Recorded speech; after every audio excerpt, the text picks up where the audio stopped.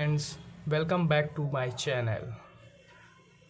आज मैं आपके सामने मॉडर्न हिस्ट्री का पार्ट 12 आपके सामने लाया हूं, जिसके अंदर हम अंग्रेज़ों की बंगाल विजय पढ़ेंगे।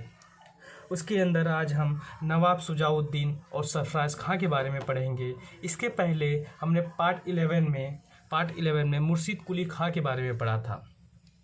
मुर्शीद कुली खां के बारे में पढ़ा था। अगर आपने अभी तक वो वीडियो नहीं देखा है तो पहले उसको देख लीजिए, क्योंकि बंगाल के स्वतंत्रता का संस्थापक मुर्शीद कुली खां ही है।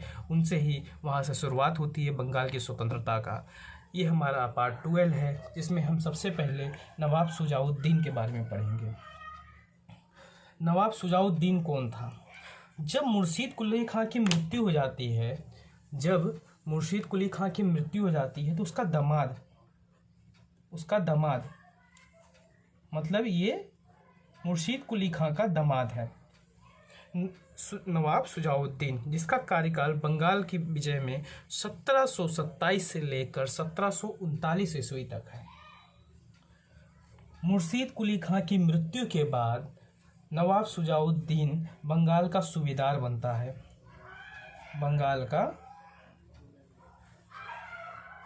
बनता है। यह पहला सूबेदार था जिसने नवाब की पदवी का प्रयोग किया। इसके नाम के सामने देखिए नवाब लिखा है, लेकिन था ये सूबेदार। तो ये पहला सूबेदार था। ये क्वेश्चन पूछा जाता है, यह पहला सूबेदार था जिसने नवाब की पदवी का प्रयोग किया। और 1733 में बिहार को जीतकर बंगाल में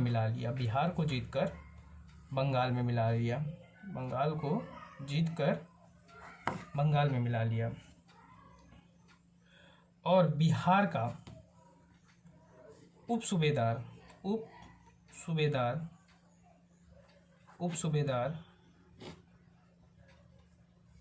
अलीवर्दी खां को नियुक्त कर दिया। बंगाल का उप सूबेदार अलीवर्दी खां को नियुक्त कर दिया। इस प्रकार देखा जाए तो बिहार इसके पहले आपको बता दें कि 1719 में मुर्शीद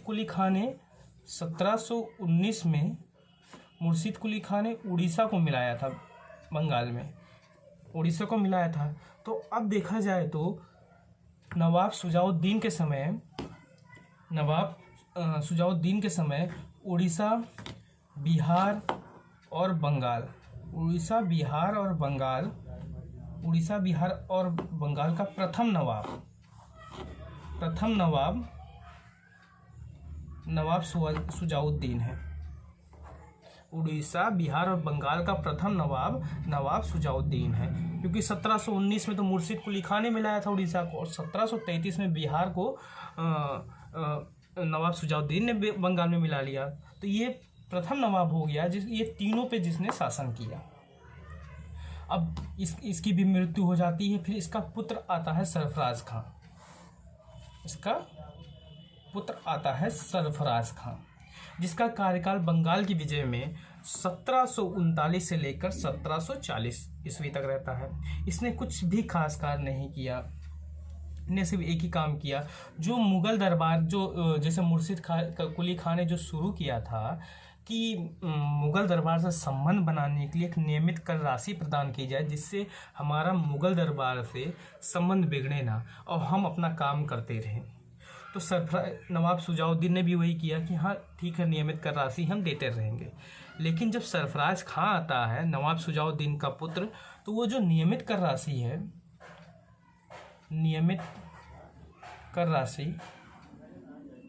उसको देना बंद कर देता है।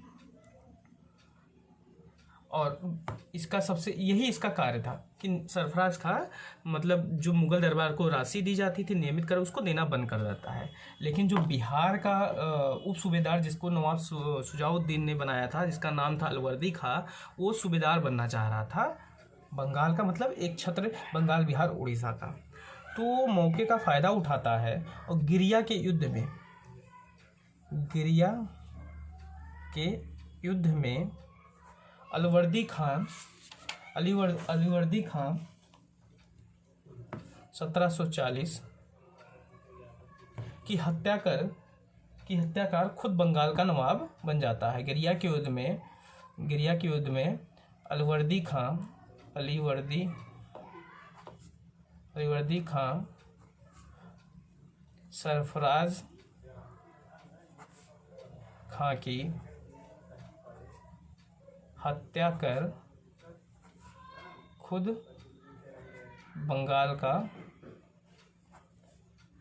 नवाब बन जाता है। तो ये था सरफराज खां के बारे में। अब हम एक बार रिकैप कर लेते हैं जो आज हमने पढ़ा। तो आज हमने देखा नवाब शुजाउद्दीन जिन्होंने नवाब की पदवी धारण करने वाले प्रथम सूबेदार थे। ये दामाद था मुर्शीद कुली खां का।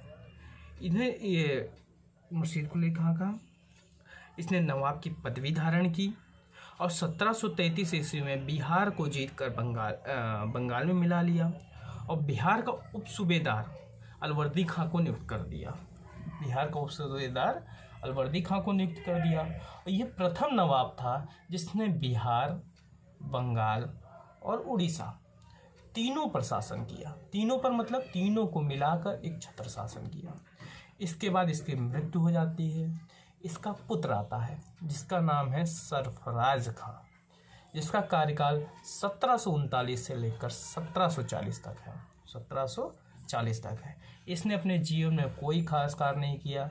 इसने सिर्फ एक कार्य किया जिसने जो मुर्शीद कुली खां से समय से जो रीति चली आ रही थी कि हम मुग़ल दरबार से अपना संबंध बनाए रखने के लिए एक नियमित कर राशि प्रदान करेंगे, जिससे हमारा संबंध मुग़ल दरबार से, मुग़लों से गड़बड़ ना हो। वो कार्य, वो नियमित राशि जो प्रदान की जाती थी मुग़ल दरबार को, वो सरफराज खान ने देनी बंद कर दी। इसने सिर्फ यही एक कार्य किया। और जो नवाब शुजाउद्दीन ने बिहार का उप सूबेदार जिसे नियुक्त किया था, जिसका नाम अलवर्दी खां था, वो मौके का फ़ायदा उठाता है और गिरिया के युद्ध में 1740 में सरफराज खां की हत्या कर देता है और खुद बंगाल का नवाब बन जाता है। मतलब अब बंगाल का नवाब जो बंगाल, बिहार, उड़ीसा को मिलकर बना है, तीनों पे छत्र शासन अलीवर्दी खां का रहेगा। तो अब अगले पार्ट में, पार्ट 13 में हम अलीवर्दी खां के बारे में पढ़ेंगे। तब तक के लिए जय हिंद, नमस्कार। अच्छा लगेगा तो share and like and subscribe.